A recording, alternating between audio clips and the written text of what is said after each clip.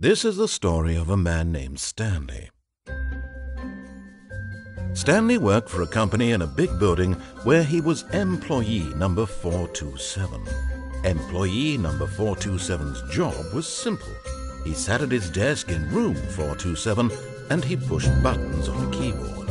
Orders came to him through a monitor on his desk, telling him what buttons to push, how long to push them, and in what order. This is what employee 427 did every day of every month of every year. And although others might have considered it soul-rending, Stanley relished every moment that the orders came in, as though he had been made exactly for this job. And Stanley was happy. And then one day, something very peculiar happened. Something that would forever change Stanley. Something he would never quite forget. He had been at his desk for nearly an hour when he realized that not one single order had arrived on the monitor for him to follow. No one had showed up to give him instructions, call a meeting, or even say hi. Never in all his years at the company had this happened, this complete isolation.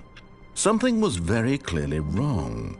Shocked, frozen solid, Stanley found himself unable to move for the longest time. But as he came to his wits and regained his senses, he got up from his desk and stepped out of his office.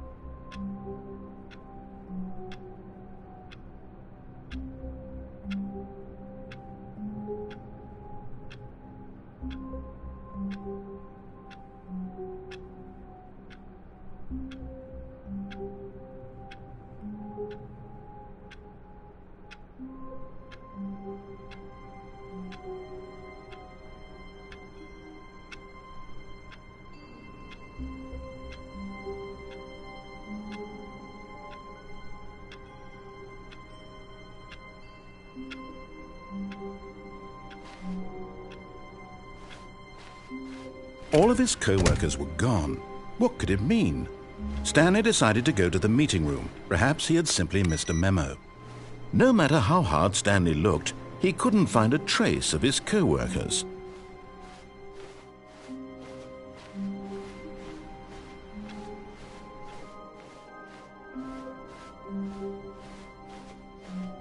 When Stanley came to a set of 2 open doors, he entered the door on his left.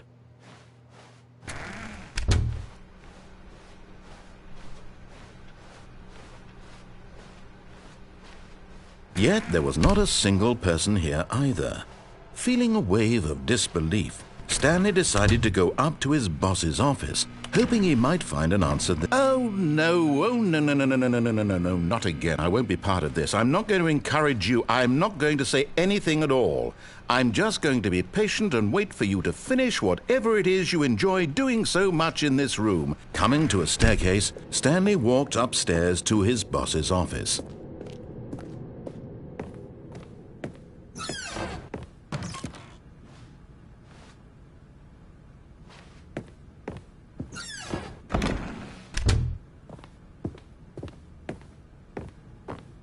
Stepping into his manager's office, Stanley was once again stunned to discover not an indication of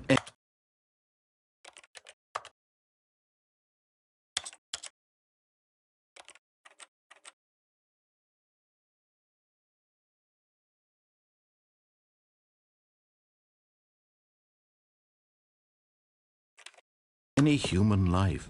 What could it mean? Stanley wondered aloud to nobody. He began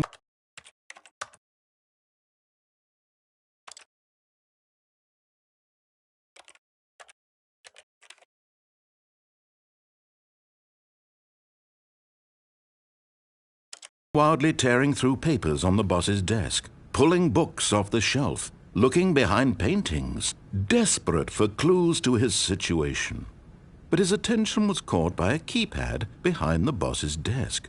What could its purpose be? In fact, this keypad guarded the terrible secret that lay buried below his feet. And so the boss had assigned it an extra secret PIN number, 2845. But of course, Stanley couldn't possibly have known this.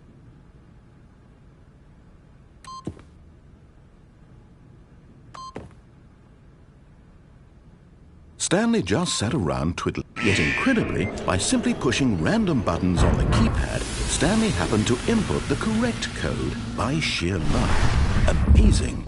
He stepped into the newly opened passageway.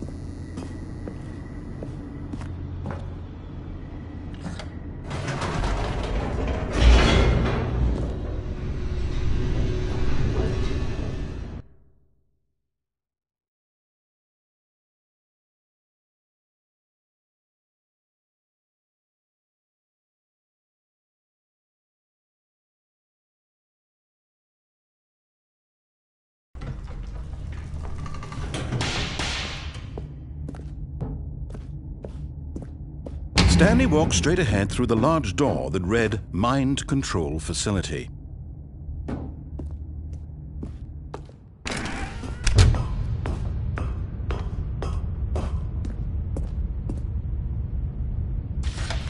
The lights rose on an enormous room packed with television screens. What horrible secret did this place hold? Stanley thought to himself. Did he have the strength to find out?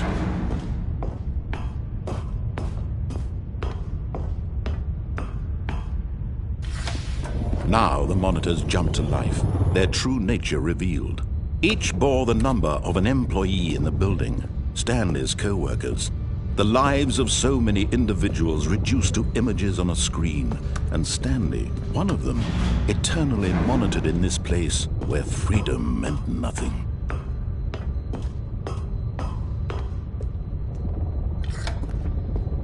This mind control facility, it was too horrible to believe. It couldn't be true. Had Stanley really been under someone's control all this time? Was this the only reason he was happy with his boring job? That his emotions had been manipulated to accept it blindly?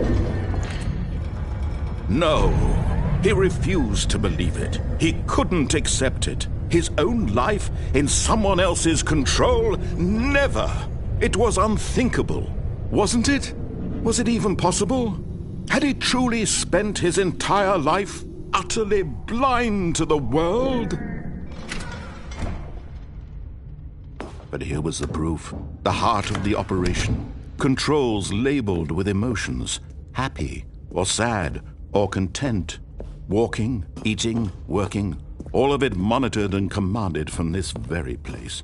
And as the cold reality of his past began to sink in, Stanley decided that this machinery would never again exert its terrible power over another human life. For he would dismantle the controls once and for all.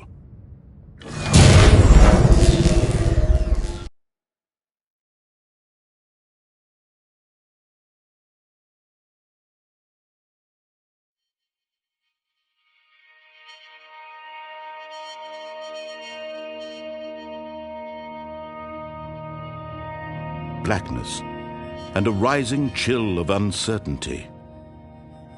Was it over? Yes! He had won! He had defeated the machine, unshackled himself from someone else's command. Freedom was mere moments away. And yet, even as the immense door slowly opened, Stanley reflected on how many puzzles still lay unsolved. Where had his co-workers gone? How had he been freed from the machine's grasp? What other mysteries did this strange building hold? But as sunlight streamed into the chamber, he realized none of this mattered to him, for it was not knowledge or even power that he had been seeking, but happiness. Perhaps his goal had not been to understand, but to let go. No longer would anyone tell him where to go. what to do or how to feel. Whatever life he lives, it will be his. And that was all he needed to know. It was perhaps the only thing worth knowing. Stanley stepped through the open door.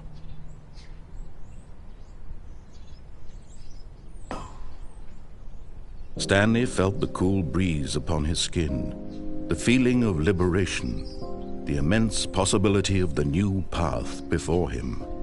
This was exactly the way, right now, that things were meant to happen. And Stanley was happy.